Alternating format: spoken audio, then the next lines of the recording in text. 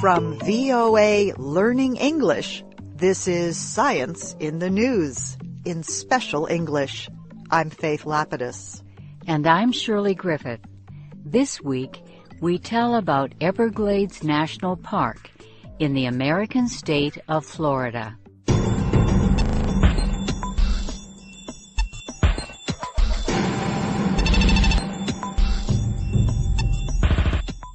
When many people think of Florida, images of sandy coastlines or fun theme park rides come to mind.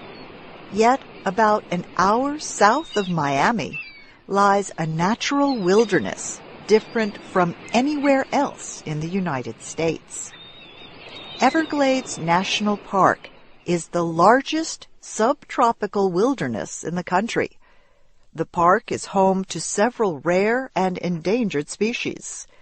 It is also the third largest national park in the lower 48 states, after Death Valley and Yellowstone. Each year, more than 1 million people visit the Everglades. In 1947, President Harry Truman spoke at the official opening of the Everglades National Park. He said the goal of creating the park was to protect forever a wild area that could never be replaced. The Everglades is considered one of the great biological wonders of the world.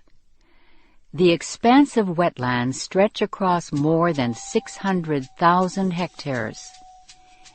It is a place where plants and animals from the Caribbean Sea share an ecosystem with native North American species. 9 different environments exist within the Everglades. They include mangrove and cypress swamps, estuaries, and coastal marshes.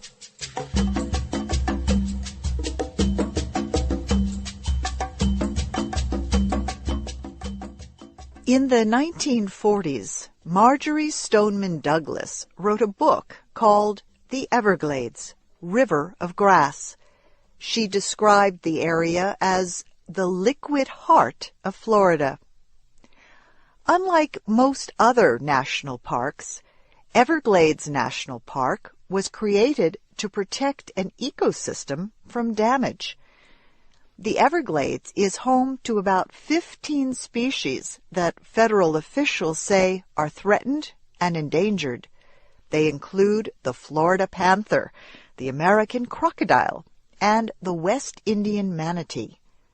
In addition, more than 350 bird species and 300 species of fresh and saltwater fish live within the park. The Everglades is also home to 40 species of mammals and 50 reptile species. Visitors to the Everglades will see many exotic plants. They include what is said to be the largest growth of mangrove trees in the Western world. Gumbo limbo trees, known for their peeling red skin. Strangler figs and royal palms are also among the area's plant life. The country's largest living mahogany tree also lives in the Everglades. Sawgrass grows in some areas of the park. Be careful. Sawgrass is very sharp, with teeth just like a saw. It can grow up to 4 meters tall. With about 1 1/2 meters of rainfall each year, plants and trees never stop growing in the Everglades.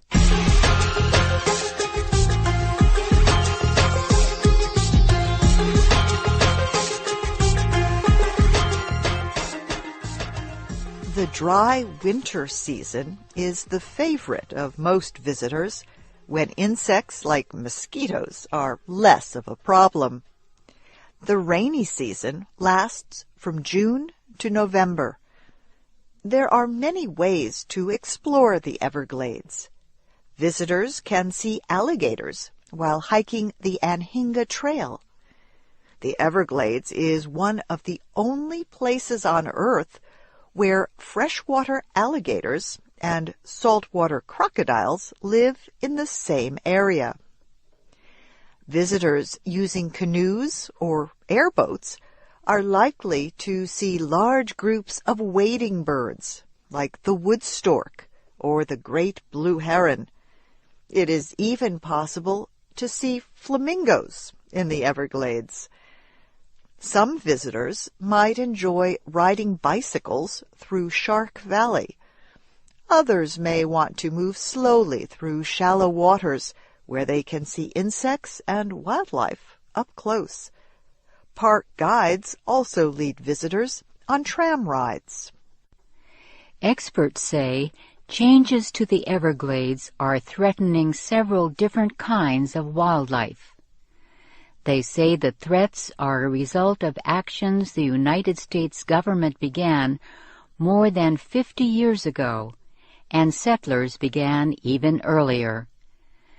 The National Park Service says that early colonial settlers and land developers believed the Everglades had little value. The settlers had plans to remove water from the area. In the 1880s, developers began digging canals to reduce water levels. At the time, they did not understand the complexity of the Everglades ecosystem. As a result, they were not prepared for all the work and caused environmental problems. The ecosystem, however, was able to survive. Even larger efforts to drain the wetlands continued between 1905 and 1910. Farms were built on large pieces of land. This led to increased development, with more people moving to the Everglades and also more visitors. More changes came in 1948. At that time, Congress approved the Central and South Florida Project. As part of the plan, the Army Corps of Engineers built roads, canals, and water control systems throughout South Florida. The project was aimed at providing water and flood protection for developed areas and agriculture. Workers built a huge system of waterways and pumping stations to control the overflow of Lake Okeechobee, north of the Everglades. Today, some of South Florida's early wetland areas no longer exist. Populations of wading birds have been reduced by 90%. Whole populations of animals are in danger of disappearing. The endangered creatures include the manatee, the Miami blackhead snake, the wood stork, and the Florida panther. In recent years, environmental experts have learned about the damage to the Everglades. Some experts say the balance of nature there has been destroyed.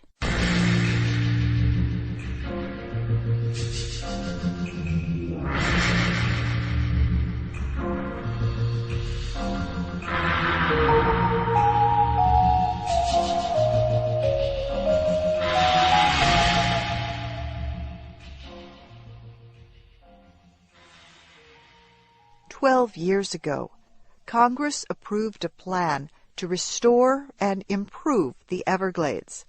Federal, state, and other organizations are partners in the Comprehensive Everglades Restoration Plan. Thomas Van Lent is a scientist with the Everglades Foundation, a not-for-profit group. He says the restoration efforts are moving forward. For example, many roads have been removed. Early in 2010, ground was broken on the Picayune Strand Restoration Project. The goal of the project is to re-establish natural water flow across more than 22,000 hectares of wetland. Workers removed water from that area in the early 1960s. At the time, the goal was to develop the land for homes. However, the development failed, and healthy wetlands were harmed. Project organizers hope to recreate wetlands in Picayune Strand and nearby lands by redirecting the flow of water in that area. At the same time, they are seeking to reestablish natural water flow to the 10,000 Islands National Wildlife Refuge. Project officials are working to improve the size and ecosystems of nearby lands. The area includes the Collier Seminole State Park and the Florida Panther National Wildlife Refuge.